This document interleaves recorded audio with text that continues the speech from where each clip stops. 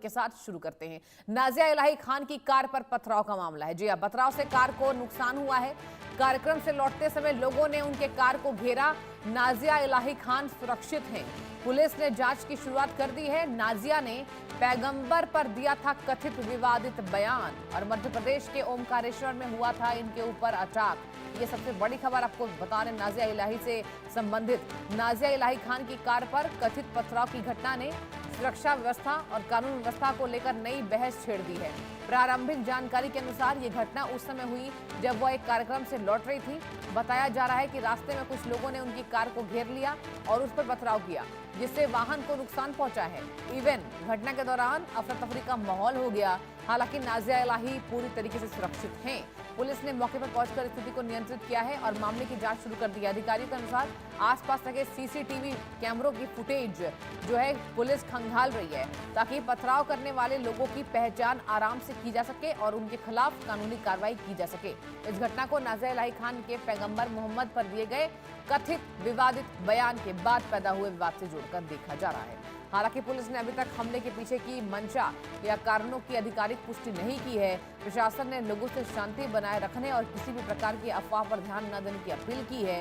Police का यह कहना है कि मामले के सभी पहलुओं को निष्पक्ष जांच की जा रही है और जांच पूरी होने के बाद ही घटना से जुड़ी वास्तविक परिस्थितियों और जिम्मेदार लोगों के बारे में आधिकारिक जानकारी साझा की जाएगी।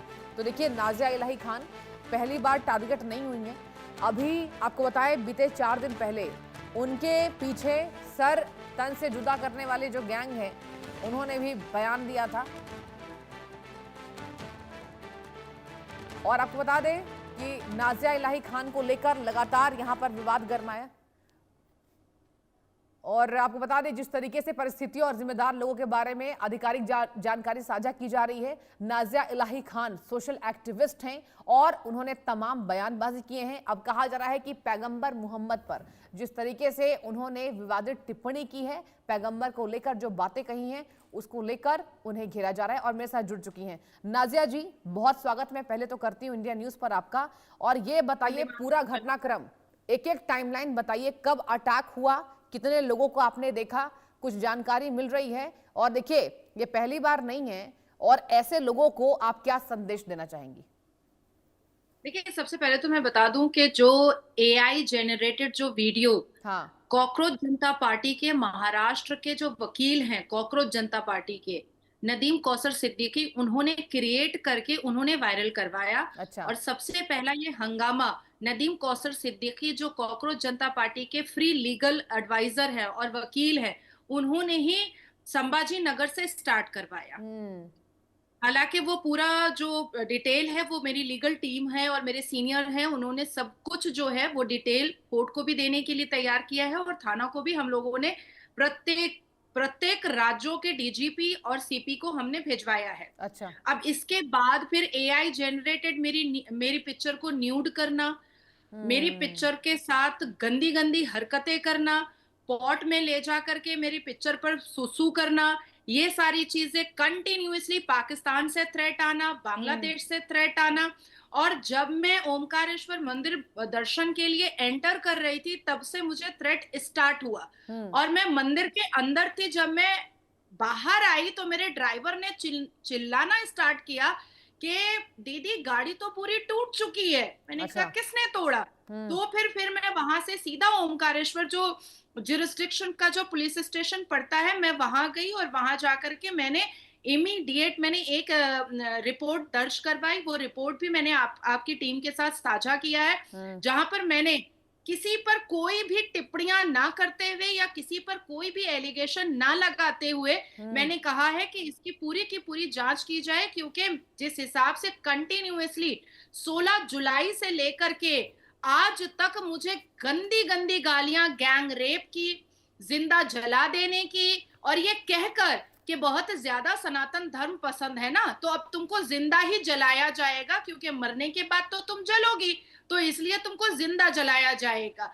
तो इन सारी चीजों को, और जितने भी मुझे उस वक्त मंदिर के परिसर में जितने भी थ्रेट कॉल आए थे वो भी मैंने पुलिस को साझा किया है। और पुलिस बहुत ईमानदारी के साथ और बहुत सतर्क हो करके सुबह के 4 बजे 4:30 बजे तक उन्होंने सारे सीसीटीवी कैमरा खंगाले हैं।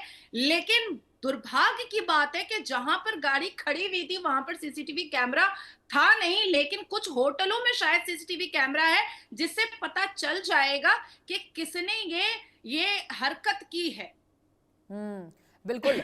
नाजिया जी, देखिए, ये रिपोर्ट में तमाम पढ़ रही थी और यहाँ पर जानकारी ये साझा हमें मिल रही है कि कई जगहों पर आपके खिलाफ एफआईआर की मांग तेज हो रही है।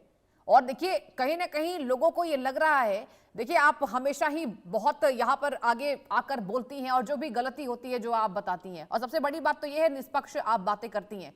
शायद हो सकता है वो लोगों को बर्दाश्त नहीं है, नाजिया जी।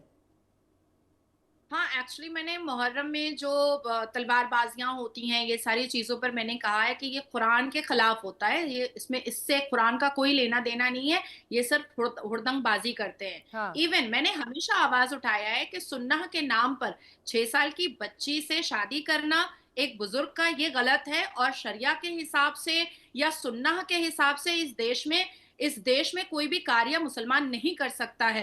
तो एक मुसलमान होने के नाते, एक प्रैक्टिसिंग मुस्लिम होने के नाते, अगर चाइल्ड मैरिज को मैं बैन करवाना चाहती हूँ या चाइल्ड मैरिज पर मैं आवाज उठा रही हूँ, या जिस तरीके से असदुद्दीन अवैसी साहब लोकतंत्र के मंदिर में हमारे प्यूबर्टी की बात करते हैं कि age of puberty is age of marriage, ऐसी अभद्र बातों पर अगर मैं अपनी बातें रखती हूँ और अगर मुसलमानों को बुरा लगता है, तो I am ready to face the legal consequences. मैं लीगल कॉन्सिक्वेंसेज से भाग नहीं रही हूँ।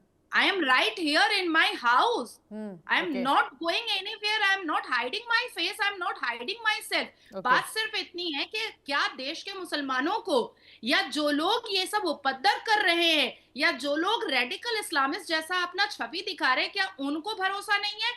2 एफआईआर हो चुके हैं, एक रेगुलर एफआईआर हो चुका है। आपको कोर्ट पर भरोसा रखना चाहिए। पानीपत कोर्ट ने मुझे बुलाया है 27 जुलाई को। मैं जाऊंगी, मैं अपनी बातें रखूंगी, उन हदीसों को सामने रखूंगी, और साथ ही साथ कॉकरोच जनता पार्टी के महाराष्ट्र के संभाजी नगर के वकील जो हैं नदीम कौसर सिद्दीकी, उन्होंने जो एआई जनरेट करके जो मेरे शब्दों के साथ जो उन्होंने खिलवाड़ किया है, मैं वो भी कोर्ट के मैं सामने चाहूंगी रखने आप को इंडिया तैयार न्यूज को एक एक बात बताइए। एआई जनरेट के द्वारा कौन कौन सी गलत बातें आपके लिए दिखाई गई हैं, सबका सब बताइए आप इंडिया न्यूज को। सबसे पहले तो एक पॉडकास्ट मैंने किया था उत्तर प्रदेश नोएडा में। हाँ। वो पॉडकास्ट कभी ऑन एयर ही नहीं हुआ है। उसके सिर्फ 4 रील्स जो है वो पॉडकास्ट के चैनल के इंस्टाग्राम पर गया था। अच्छा। उसमें से कॉकरोच जनता पार्टी के पर मेरे पर सवाल पूछा गया था, तो मैंने कहा हीट मार दो, हमारे देश में स्वच्छता चलती है, गांधी जी से लेकर के मोदी जी तक स्वच्छता चलती है, तो ऐसे ऐसे कॉकरोचेस अगर तिलचट्टे निकलते हैं तो उस पर हीट मारने की जरूरत है, और जेंजी को ऐसे ऐसे चीजों पर अपने आप को इन्वॉल्व करने की जरूरत नहीं है। उसके बाद फिर दूसरा सवाल था एडुकेशन को लेकर के, तीसरा सवाल था समाज को लेकर के, और चौथा सवाल था कि हमारी कम्युनिटी में जो पॉपुलेशन बढ़ रहा है और हमारी कम्युनिटी में सुन्नह के नाम पर जिस हिसाब से शादी जो है वो प्यूबर्टी के बाद हो जाती है, तो उसी पर मैंने कहा था कि अगर 1450 साल पहले अगर ऐसा कुछ हुआ है तो जरूरी नहीं है कि जो पैगंबर मोहम्मद ने किया है वो एक संवैधानिक देश में भी किया जाए। हजारों ऐसे केसेस हैं, हजारों ऐसे केसेस हैं जहां पर 15 साल की लड़की की शादी हो रही है, 14 साल की लड़की की शादी हो रही है, 13 साल की लड़की की शादी हो रही है। उसको बैन करना चाहिए। मौलवी साहब मदरसे के अंदर रेप कर रहे हैं, मौलवी साहब मजारों के अंदर रेप कर रहे हैं, न्यूड फोटोशूट हो रहा है, अजमेर शरीफ में हुआ 2012 में। तो मैंने इसी पर बात कहा, लेकिन उसको कॉकरोच जनता पार्टी के लीगल एडवाइजर जो है महाराष्ट्र संभाजी नगर के नदीम कौसर सिद्दीकी, उन्होंने अपने फेसबुक पर डाला कि मैंने अभद्र टिप्पणियां की हैं। अरे भाई, आप एआई से जनरेट करोगे और उसके बाद फिर आप मेरे ऊपर थोप दोगे। अब अगर आपने थोप दिया, आपने उसको वायरल करवा दिया, आपने एफआईआर करवा दिया, तो आप वेट करो ना। मैं तो कोर्ट आऊंगी, क्यों नहीं आऊंगी मैं? डेफिनेटली और मुझे अगर तो मैं आना ही गलत नहीं पड़ेगा। हुई तो दूसरे 27 देश का जुलाई को कौन ऐसी बात आपको जो करता है? डेट शीट है वो दी गई है, आपको पेश होना है 27 जुलाई को। Am I right? Exactly, and I am ready to face. Okay. I am ready to face. Even मेरे सारे स्टेटमेंट जो हैं वो संभाजी नगर सीपी को जा चुके हैं, डीजीपी महाराष्ट्र को जा चुका है, कलकत्ता में जा चुका है, गोवा में जा चुका है, तेलंगाना में जा चुका है। हर एक स्टेट में मेरा स्टेटमेंट जो है वो डीजीपी को जा चुका है। The second thing is